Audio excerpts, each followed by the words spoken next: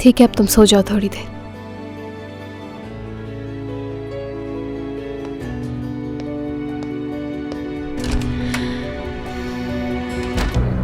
अम्मी जाकर उससे माफी मांगे। चलें। तो ये बात है, मैं क्यों उससे माफी मांगू? हाँ, क्या मालूम ये खेल इन दोनों लड़कियों ने मिलकर ही खेला है और वो अंगूठी मेरे बैग में डाल दी है ना? आप किस किस्म की इंसान हैं अम्मी? अब क्या मुझे सच बोलने पर भी ऐसे बेइज्जत किया जाएगा? हाँ, आपने कितना सच बोला है सबको मालूम है अच्छी तरह। आप कैसे इन्हें यहाँ रखेंगे इतना सब कुछ हो जाने के बाद? नवाल चुप हो जाओ।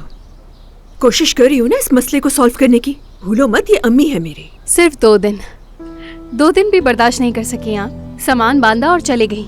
ऐसे जिम्मेदारी लेती हैं आप। और ये जिन्हें आप गैर जिम्मेदार कहती हैं, इन्होंने हमारा साथ दिया है पूरी तरह। एक दफा भी छोड़कर नहीं गए, सब कुछ बर्दाश्त किया।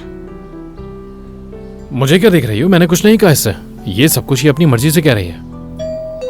मैं वो इंटरव्यूज तुम्हारी वजह से दे रही हूँ। क्या मैंने कभी आपसे पैसे मांगे हैं?